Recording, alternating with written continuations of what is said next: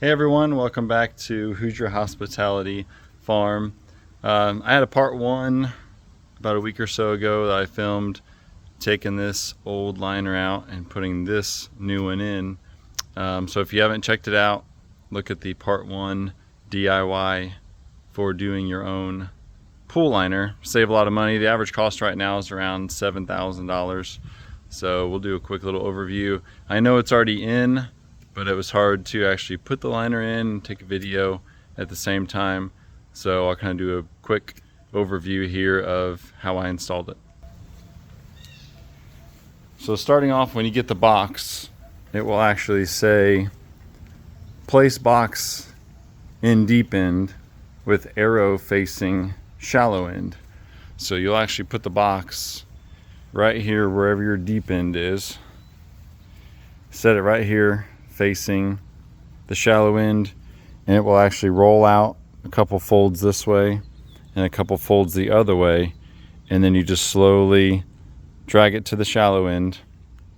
And then I started along the deep end here because you have to hook it into that channel, and I'll walk over here by where the pool steps are and you can see the channel a little bit better.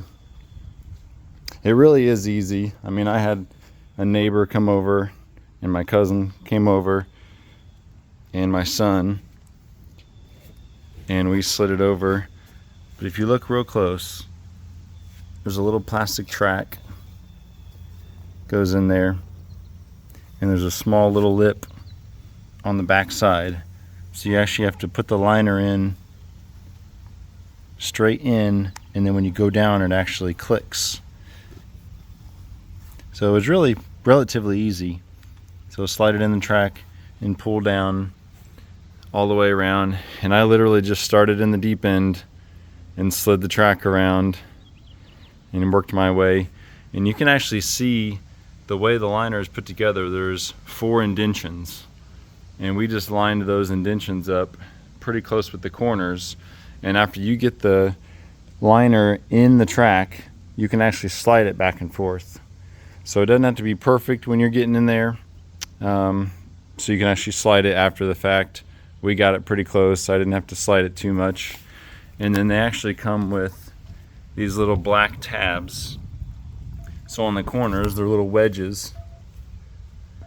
Shove them in there, and all that does is just keep the corners locked in on the bead, because there's going to be the most stress right here on the corners as it's filling up. Everything's going to slowly start pushing back, and I put 3 on each end of the deep end just because, like I said, as the water fills up, it's going to be putting the most stress along those corners, and that just kind of makes sure that the liner stays locked in. So as you can see, another way to save money, DIY.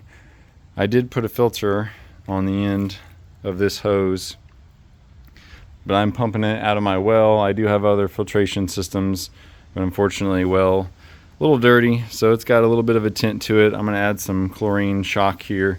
It'll clear it up, but it's either have this running for about a day, day and a half, or if you have those water trucks come, you know, $1,500, $2,000 minimum to blow all that water in here. You know, if you want to spend the extra to save a little bit of time, I'd rather just use the well, let it slowly fill up. And another reason why I like to have it slowly fill up is, as you can see, there's a little bit of wrinkles. So as it fills up, you'll actually be able to kick this over and it goes away. So as the water fills up, it will slowly push on these sides, but you do have to assist it over, and it will get those wrinkles out. So if you look down in the bottom, again, I couldn't film it trying to do it and, you know, underwater. So I actually started putting the water in first. Once I had 3 or 4 inches of water, then I went in and I installed the drains. There's about 7 screws that go around there and a seal. So I installed those, and then you cut the hole afterwards, and then you install your caps, 2 little screws. But make sure you have a couple inches of water, because again, it will kind of stretch the liner a little bit as you add water, and then that way the liner's in place where it needs to be. So that's a pretty crucial step.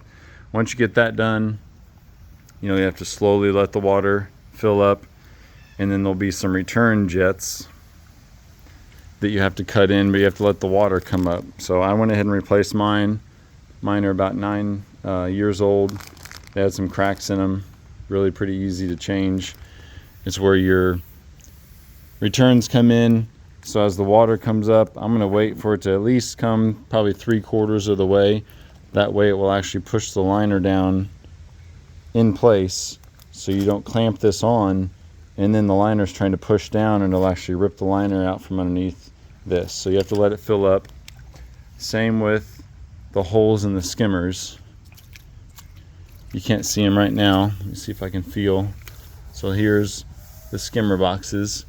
There's a ring all the way around it with a seal. So this goes right in through here.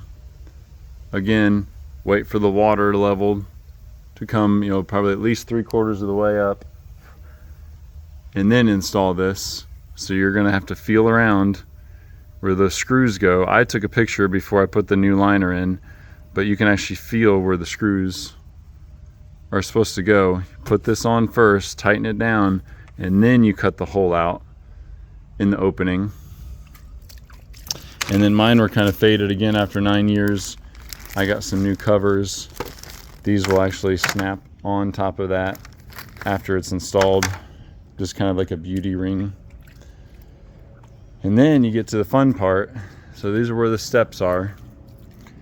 And as you can see, they're in the way for if you would walk into the pool. So I have to wait for the deep end to fill up, come over here. The first step is about 12 to 18 inches.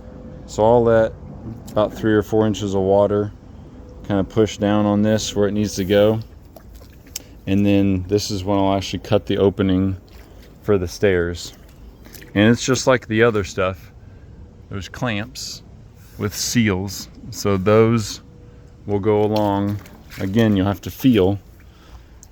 You can see it a little bit right in there. There's a strip that goes along, and it goes all the way down, all the way across, and then up the other side. So once you get the water in here and you're ready to put this on, you have to, again, feel for those screw holes, put the outer seal on, and screw those down. And once you get all the way across, everything's secure, then you'll come back with your knife and actually cut the opening for the stairs. So I'll do a short when I'm doing that. Obviously I'm a few hours away from that point, but I just wanted to give an update. And on the DIY, again, my first video,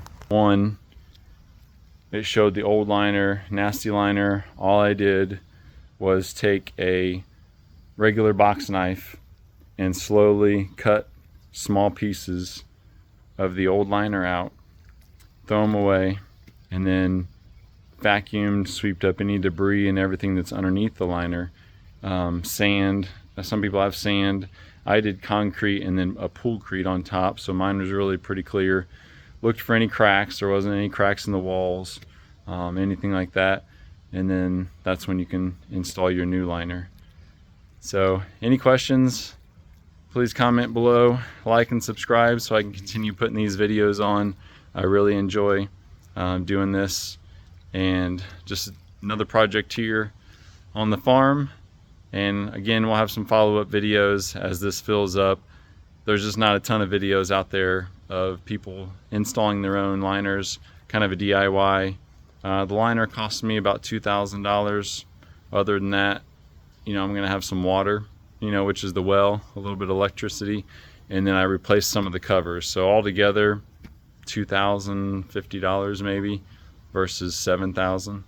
So, I had built the pool myself, put it in, so obviously I'm more familiar with it. So I just didn't want anyone else to put the liner in. Saves a ton of money. So yeah, again, like and subscribe, and comment below if you have any questions about installing, or if you want me to actually target a certain area when I'm cutting the skimmers in or the stairs. or the jets. I'll do some follow-up short videos, you know, just that way everybody's got it, and I'll take one at the end when I actually get the pumps and everything going. So everyone have a great day.